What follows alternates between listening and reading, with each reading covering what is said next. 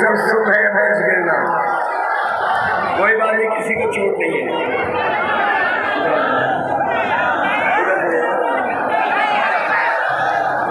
ये सब शुभ है, किसी को चोट नहीं लगी है। मन सुन दिया, इसका मतलब सब सीटें जीत गए।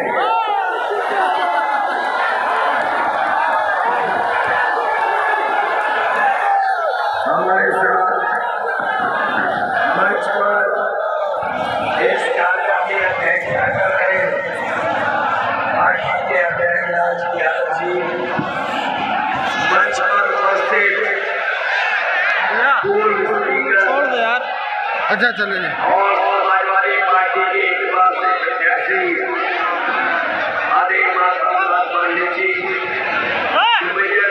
समाजवादी पार्टी के प्रत्याशी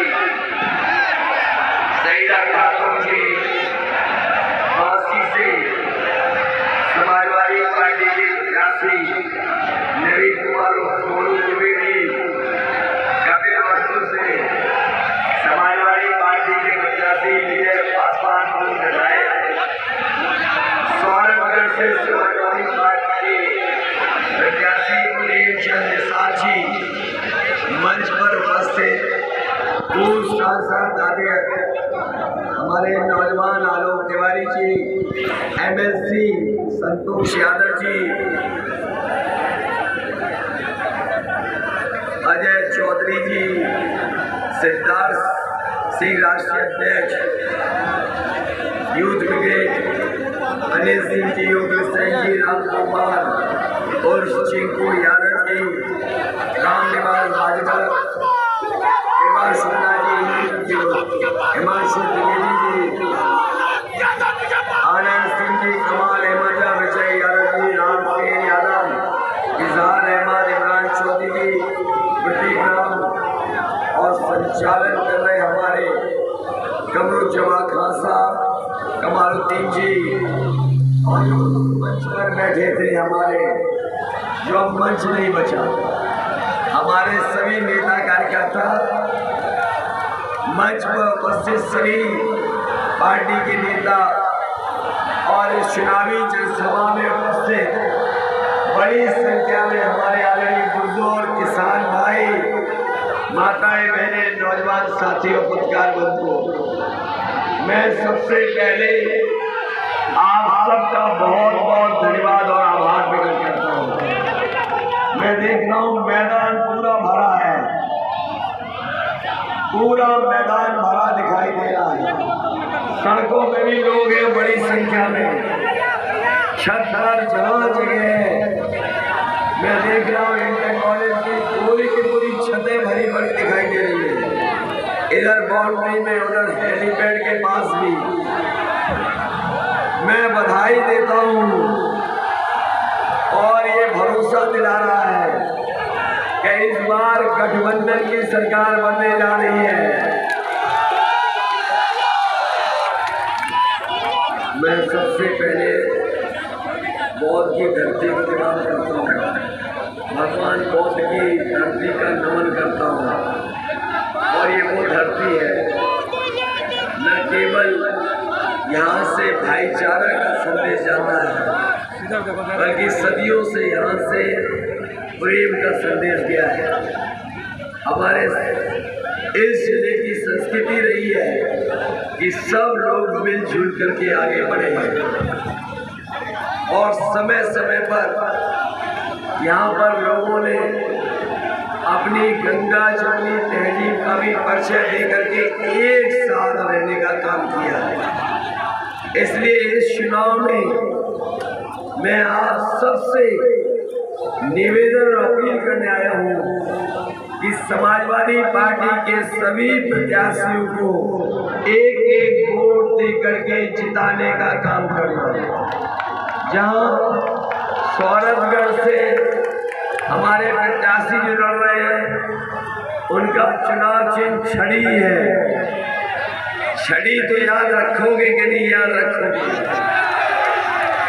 जहाँ साइकिल को याद रखोगे वही छड़ी को भी याद रखना और याद करना वो समय वो दिन जिस दिन सुहेलदेव भारतीय समाज पार्टी के साथ पार्टी का गठबंधन हुआ था। ये पीला रंग जब से समाजवादियों के साथ आया है, भारतीय जनता पार्टी ढीली पड़ गई है और जो समर्थन मिल रहा है कोई कल्पना नहीं कर सकता था कि आज हर वर्ग से समर्थन गठबंधन को मिल रहा है।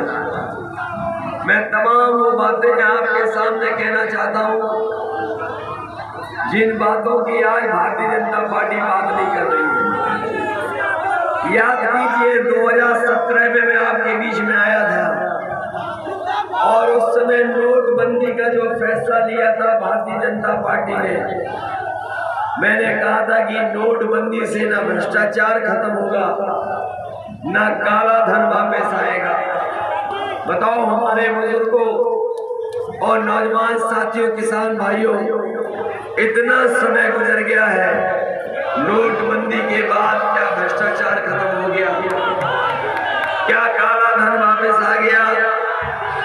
यही भारतीय जनता पार्टी के लोग हैं।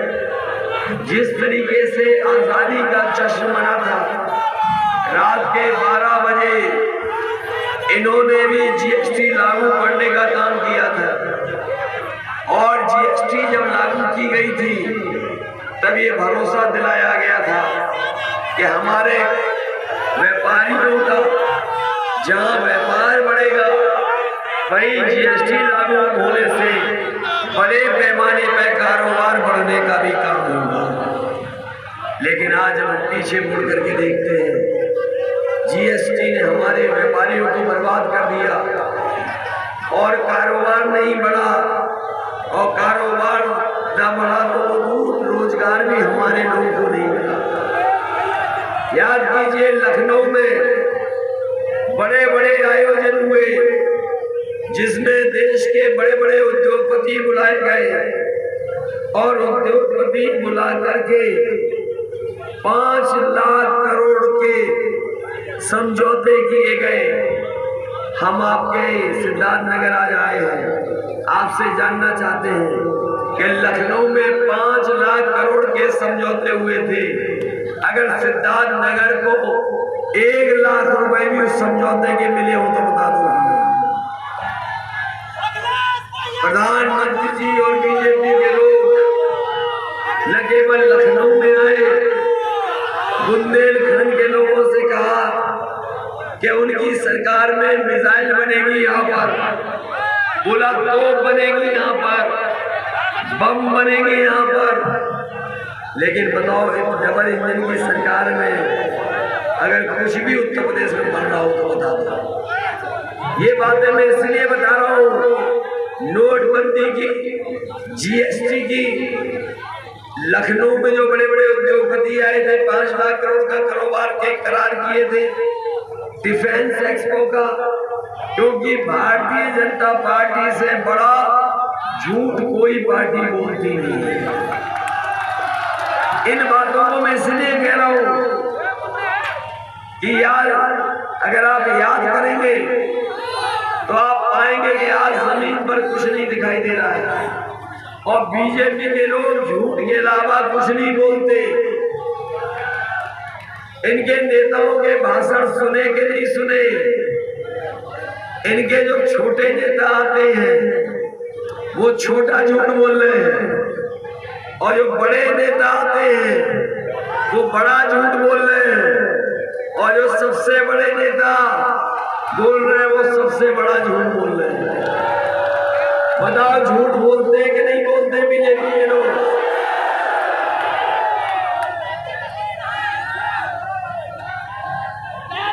झूठ बोलते हैं कि नहीं बोलते?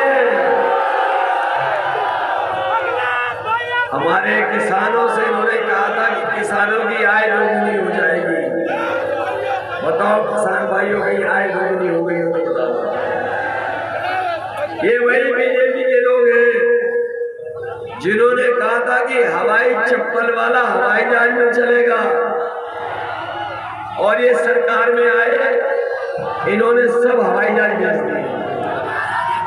हवाई जहाज जहां खड़े होते हैं वो हवाई अड्डे बेच दिए, रेलगाड़ी बेच दी, रेलवे स्टेशन बेच दिए, पानी के जहाज बेच दिए, और पानी के जहाज जहां बंदरगाह में खड़े होते वो बंदरगाह बेच दिए। और ये सब इसलिए बेच दिए, हमारे नौजवानों को वो पुरानी कहावत याद होगी, न रहेगा बांस जब सब बिक जाएगा तो फिर कहाँ मिलेगी नौकरी और कहाँ मिलेगा रोजगार। इसलिए सब बेच दिया कि नहीं बेच दिया। और बाबा मुख्यमंत्री तो कमाल के हैं, वो कह रहे हैं कि हम गर्मी निकाल देंगे।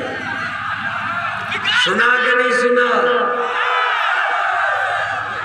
लेकिन जब से वोट पड़े हैं और पहले दूसरे तीसरे चौथे चरण के जो वोट पड़ गए हैं, इनके नेता कार्यकर्ता ठंडे पड़ गए हैं।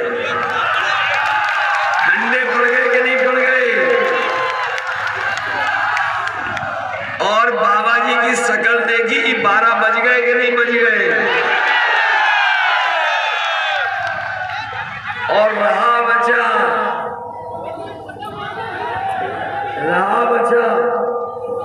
अभी सिद्धार्थ नगर के लोग जब वोट डालेंगे तो बाबा जी की भाप निकाल देंगे।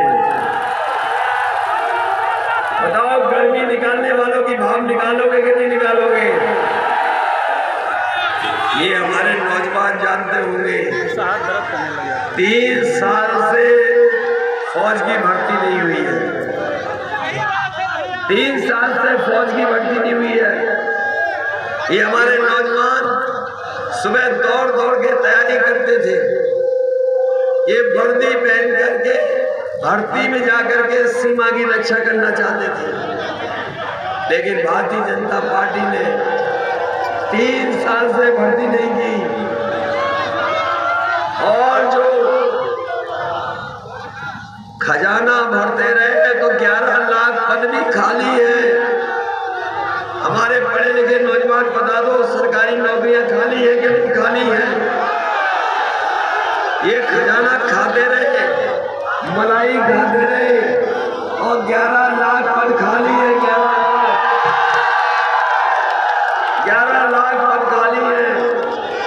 इसलिए नौजवान साथियों, समाजवादी सरकार बनेगी तो फौज में भर्ती और पुलिस में भर्ती निकालने का समाजवादी लोग करेंगे।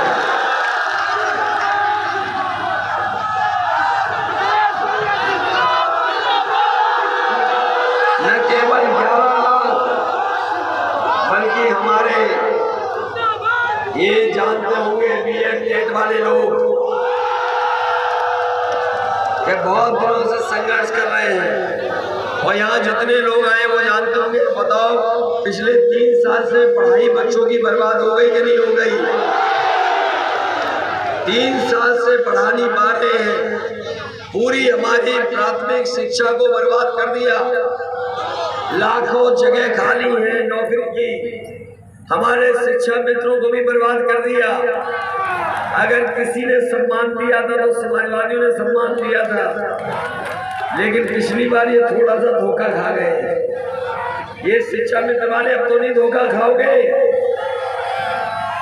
इसलिए इन्होंने हमारा घोषणा पत्र पढ़ लिया होगा। हम बीएड टेट वालों को कह के जा रहे हैं, आपको समायोजित करेंगे और शिक्षा मित्रों को भी हम नौकरी दे करके इनका सम्मान बढ़ाने का काम करेंगे। और इसलिए क्योंकि सबसे ज्यादा नौकरी अगर कहीं खाली है, पद कहीं खाली है, तो वो हमारे शिक्षा विभाग में है। इसलिए शिक्षा को बेहतर बनाने के लिए और प्राथमिक शिक्षा को और अच्छा बनाने के लिए हमें अगर कोई फैसला लेना पड़ेगा, शिक्षा मित्रों से लेकर के बीएड टेट वालों को, बीपीएड वालों को, बीटीसी वालों को अगर हमें नौकरी दे करके उनका सम्मान देना होगा तो समाजवादी सरकार में इनको सम्मान देने का काम करेगा।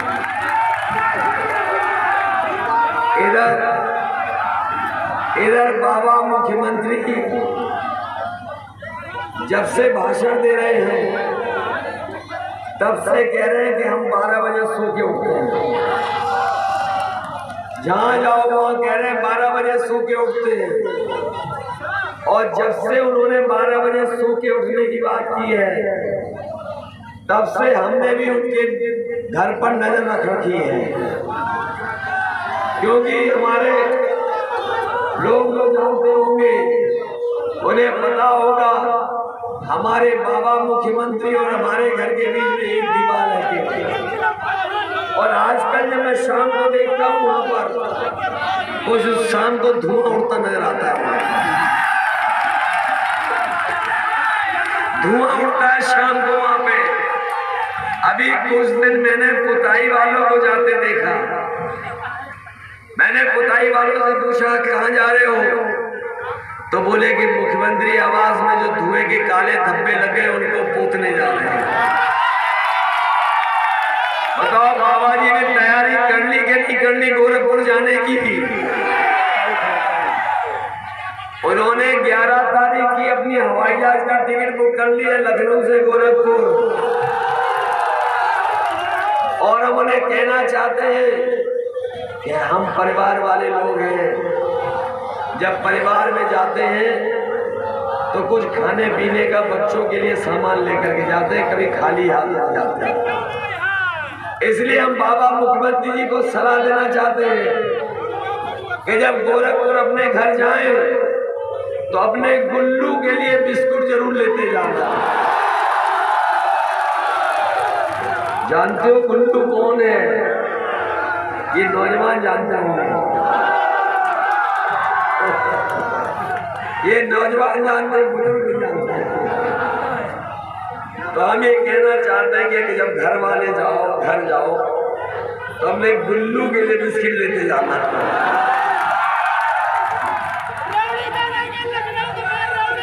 और इधर ये परीक्षा देने वालों, ये जो परीक्षा देने वालों नौकरी के लिए, हो सकता है अगली बार सवाल आए आपके प्रश्न पत्र में कि बाबा मुख्यमंत्री जी का प्रिय जानवर का नाम बताओ,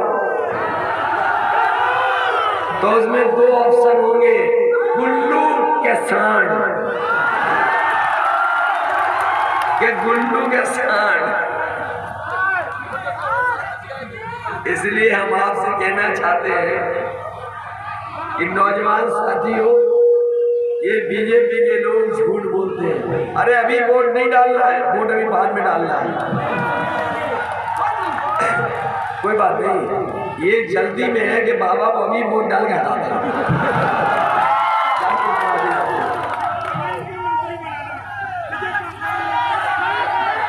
ये इतनी जल्दी में है, तुम्हारे खेत क्या जानवर घुस गए? ये जानवर भी बताओ खेतों को बर्बाद कर रहे हैं। करवा रहे, बर्बाद क्यों नहीं कर रहे? और हजारों करोड़ रुपया आया था गौशाला के लिए, गौशाला के लिए हजारों करोड़ रुपया आया। बताओ गाय मार के पैसे की भी मलाई ले ली इन्होंने, मलाई लूट ली, अपना खजाना भर रहे हैं। और इधर आपने देखा होगा कि बाबा मुख्यमंत्री बड़े बड़े लैपटॉप बांट रहे हैं। बताओ नौजवानों, किसी को लैपटॉप मिला? ये जो हाथ में मोबाइल दिख रहे हैं, स्मार्टफोन, कहीं बाबा मुख्यमंत्री तो न दिए? वो तो कह रहे हमने 1 करोड़ बांट दिए, सिद्धार्थनगर नहीं पहुंचे। और पहुंचते भी कैसे?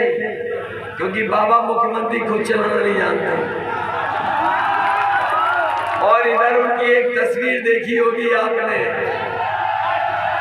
इधर एक उनकी तस्वीर देखी होगी जहां बाबा मुख्यमंत्री पूरब देख रहे हैं और जनता पश्चिम देख रही है।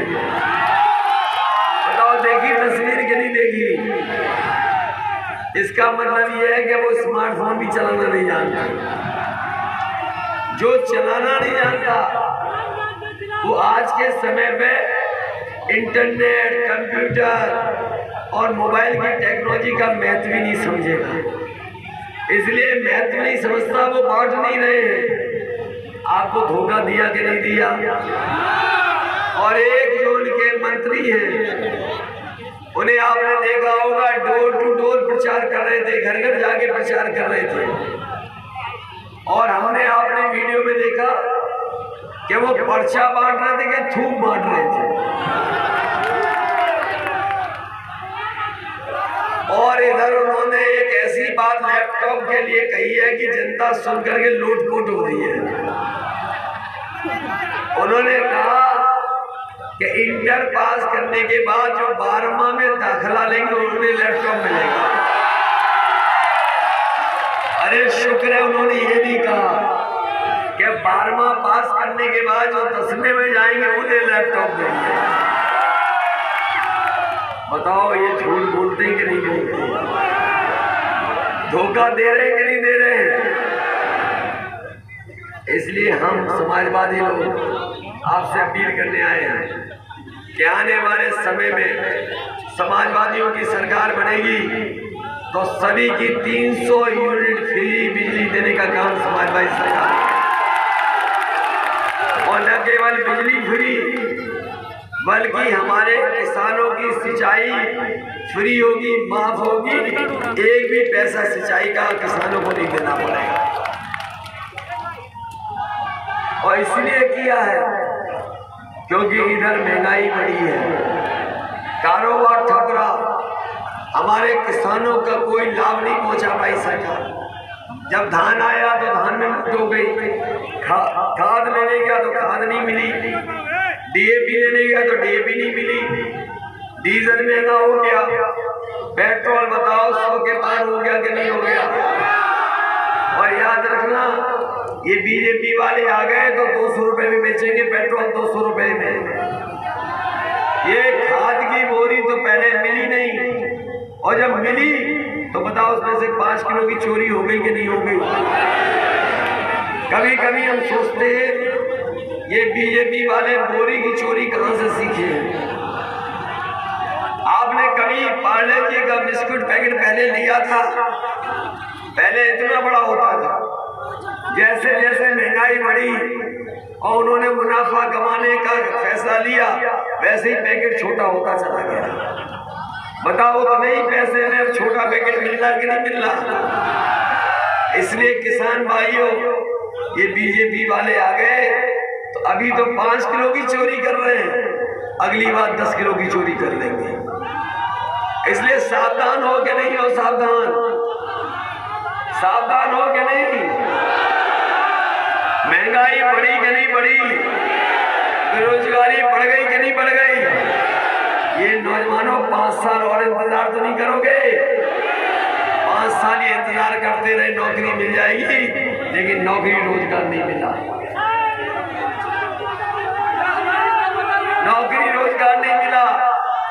और इनके नेताओं को देखा आपने, इनके नेताओं को आपने देखा कि कोई दंडवत होकर के माफी मांग रहा है, कोई उठक बैठक लगा के माफी मांग रहा है, कोई टूटा जा रहा है, कोई गांव में नहीं घुस पा रहा है।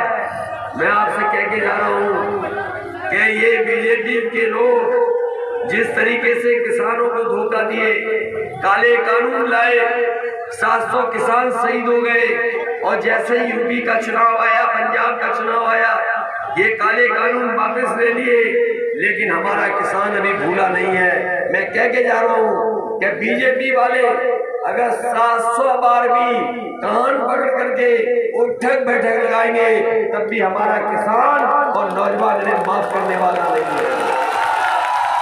ये माफ नहीं, इस चुनाव में भारतीय जनता पार्टी को उत्तर प्रदेश से साफ कर देगा। बताओ साफ करोगे कि नहीं करोगे?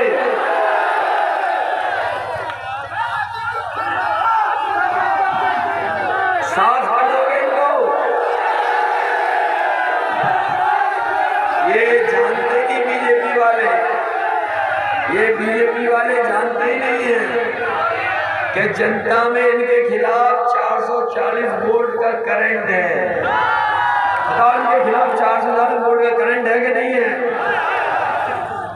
और बाबा मुख्यमंत्री ने तो बिजली के कारखाने का नाम नहीं रट पाया बेटा। अगर बिजली का कारखाने का नाम रटा होता और बिजली बनाई होती तो आज आपको इतना बिजली का बिल महंगा नहीं देना पड़ता। बताओ बिजली का बिल महंगा हो गया कि नहीं होगा? आप पे कईयों पे मुकदमे हो गए कि नहीं हो गए बिजली के? इसीलिए समाजवादी पार्टी ने कहा 300 यूनिट फ्री और किसानों को सिंचाई के लिए बिजली फ्री होगी, कोई पैसा नहीं देना पड़ेगा।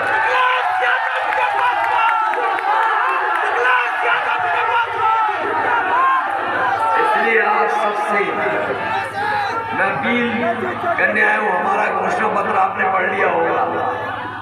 हमारा घोषणा पत्र पढ़ लिया, बीएड वालों ने तैयार हो वोट डालने के लिए।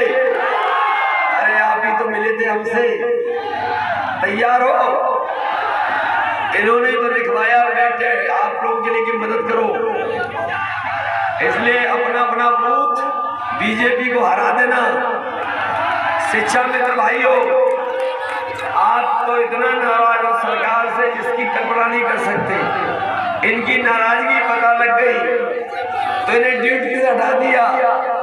लेकिन अगर ड्यूटी से हटा दिया है, अपने गांव के बूथ पर इनको सफाया करोगे कि नहीं करोगे? ये अनुदेशक बताओ, समाहित होना चाहते हो, नियमितीकरण चाहते हो कि नहीं चाहते हो? आज हर वर्ग के लोग आपके साथ खड़े हैं। बताओ खड़े हैं आपके साथ कि नहीं खड़े हैं? इसलिए मैं कहना चाहता हूं कि बीजेपी के लोग बड़ा ABCD सुना रहे हैं आजकल। जहां जा रहे हो कह रहे A फॉर ये, B फॉर ये, N फॉर ये, Z फॉर ये, S फॉर ये। हमने भी तय कर लिया कि जो अंग्रेजी सिखा रहे हैं इनको हिंदी सिखाएंगे। बताओ इन्हें हिंदी सिखा दोगे चुनाव में कि नहीं सिखाओगे? इसलिए मैंने कहा कि काका गए हैं तो बाबा भी जाएंगे। और पत्रकार साथियों, काका का मतलब काले कानून। अगर काका गए हैं तो बाबा भी जाएंगे। बताओ बाबा जाएंगे कि नहीं जाएंगे अपने घर? इन्हें तो पहले ही पैदल कर दिया था प्रधानमंत्री जी ने। पैदल कर दिया था कि नहीं कर दिया था? इसलिए इस बार डबल इंजन की सरकार की जनता जो झूठ की पटरी बिछा रखी है उसको उखाड़ फेंकने का काम करेगी। इसलिए सिद्धार्थनगर के हमारे साथियों, मैं जहां मंच पर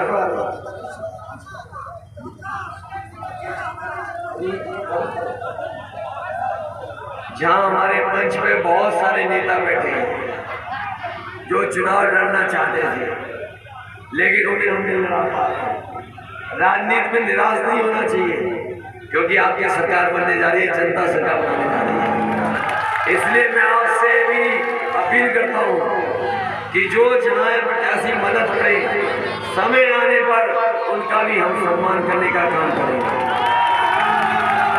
वही जहाँ बीएड वालों की मदद कर रहे हैं, शिक्षाविद की मदद कर रहे हैं, निदेशक की मदद कर रहे हैं, वहीं हम भरोसा दिला के जा रहे हैं कि सरकार के 11 लाख पद खाली हैं, उन पदों को भर करके अपने नौजवानों को नौकरी देने का काम करेंगे। हमारे तमाम माताएं बहनें जिन्हें 500 रुपया समाजवादी पेंशन मिलती थी, समय आएगा सरकार बनेगी तो 1500 रुपया महीने का और साल का 18,000 रुपया देने का काम है। ये जो गरीबों को राशन दे रहे हैं, ये बीजेपी वाले पहले नवंबर तक दे रहे थे, अब ये मार्च तक दे रहे हैं। बताओ याद है कि नहीं याद है? हम पहले ये नवंबर तक दे रहे थे राशन, अब मार्च तक दे रहे हैं। और मार्च तक इसलिए कह रहे हैं क्योंकि ये जानते हैं मार्च के बाद इनकी सरकार बनने वाली नहीं है। समाजवादी पार्टी ने तय किया है कि आप समाजवादी पार्टी की साइकिल की बटन दबाओ और इनके लिए छड़ी दबाओ और 5 साल राशन पाओ। बताओ साइकिल और छड़ी भूलोगे तो नहीं? और न केवल राशन देंगे गरीबों को, बल्कि सरसों का तेल 1 लीटर फ्री, साथ में घी फ्री 1 लीटर, और बच्चों के लिए 1 किलो फ्री, जिससे उनको भी स्वास्थ्य बेहतर हो सके। इसलिए मदद करिए। हम आपको भरोसा दिला के जा रहे हैं कि ये बाढ़ का क्षेत्र है और बाढ़ के क्षेत्र में हमें अगर बाढ़ से राहत देने के लिए अगर कोई भी फैसला बड़ा सा बड़ा लेना पड़ेगा तो ले लेंगे। और जो सड़कें गड्ढा हो गई हैं, इन सड़कों को भी कम से कम ऐसी बनाई जाए कि पानी और बाढ़ से उन पर असर न पड़े, हमेशा सड़क पक्की दिखाई दे। मुझे याद है 2017 में मैंने एक्सप्रेस वे बनाने का फैसला लिया था कि अगर 2017 में हमारी सरकार बनेगी तो सिद्धार्थ नगर को लखनऊ से जोड़ने के लिए एक्सप्रेस वे बनाया जाएगा, जो झांसी तक जाना था। क्योंकि एक किनारे के लोग दूर पड़ जाते हैं। यही नेपाल से हमारा कारोबार हो सकता है। यहाँ बहुत सारे नेपाल के कारोबारी व्यापारी लोग लखनऊ से लेकर के दिल्ली और उस तरफ जाना चाहते हैं। हम आपको भरोसा दिलाते हैं ये जो पिछड़ा हुआ क्षेत्र है इसको एक्सप्रेस वे से जोड़ने के लिए और लखनऊ से जोड़ने के लिए समाजवादी सरकार में काम होगा। न केवल सिद्धार्थ नगर के लोग जुड़ जाए बल्कि हमारे नेपाल से भी संबंध अच्छे हो जाए। इसीलिए समाजवादी सरकार बनी थी तो वहाँ पर एक यूनिवर्सिटी बनाने का फैसला लिया था। यूनिवर्सिटी को और अच्छा कैसे बनाया जाए, हॉस्टल कैसे बनाए जाए, हॉस्टल में कैंटीन बच्चों के खाने के लिए और आज के समय के हिसाब से जो पढ़ाई होती है, जो कोर्स होते हैं, क्योंकि इधर कंप्यूटर को और इंटरनेट को और मोबाइल को कारोबार में बहुत इस्तेमाल हो रहा है। इसलिए आने वाली पीढ़ी को अगर नए तरह की पढ़ाई के लिए हमें नई ट्रेनिंग इंस्टीट्यूट और अगर स्कूल कॉलेज बनाना पड़ेगा, उसी में कोर्स चलाने पड़ेंगे, तो अपने बच्चों के भविष्य को बेहतर बनाने के लिए वो संस्था बनाने का काम समाजवादी सरकार का। ये जो मेडिकल कॉलेज बना है, अभी जितना इलाज और जितना फ्री इलाज मिलना चाहिए गरीबों को नहीं मिल पा रहा है। आधे अधूरे मेडिकल कॉलेज को उद्घाटन कर दिए। हम आपको भरोसा दिला के जा रहे हैं समाजवादी सरकार बनेगी तो गरीबों का फ्री दवाई, फ्री जांच और उनका इलाज भी फ्री हो जाए, ऐसी व्यवस्था। यहाँ धान की और चावल की बहुत गुंजाइश है। हम संभावनाएं ढूंढेंगे और पहले भी मैंने मंडी के माध्यम से संभावनाएं ढूंढ करके इसको एक्सपोर्ट की व्यवस्था की थी, मार्केटिंग की व्यवस्था की थी। अगर हमें समाजवादी सरकार बनेगी तो जिस तरीके से आप बासमती चावल का प्रचार टीवी पर दुनिया में देखते हो, समाजवादी सरकार आएगी तो यहाँ के धान और चावल का भी प्रचार करा करके यहाँ के किसानों की मदद करने का काम समाजवादी लोग करेंगे। इसलिए मदद करोगे, ये मान सीधे जिताओगे, 5 की 5। कहीं गड़बड़ तो नहीं हो रहा है? हमारे स्पीकर साहब को कितना अपमानित होना पड़ा, याद है आपको? नहीं याद है? ये बीजेपी वाले न केवल भाषा से खराब हैं बल्कि इनकी नीयत भी खराब है। बताओ ये नफरत फैलाने वाले लोग हैं कि नहीं है? हालांकि बहुत छोटा नेता है, उसके भाषण के बारे में हम नहीं।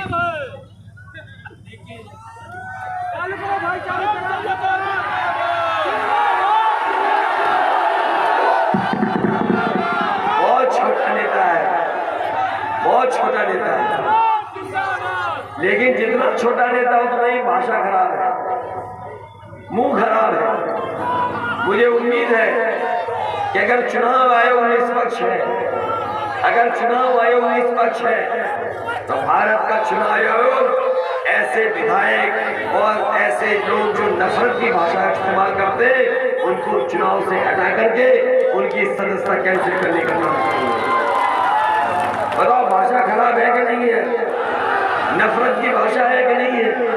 झगड़े की भाषा है कि नहीं है? अरे ये तो छोटे नेता बाबा मुख्यमंत्री हमें कह रहे हैं कि हम दंगेश हैं, हमें कह रहे कि दंगेश है। कभी बाबा मुख्यमंत्री की शक्ल देखी आपने?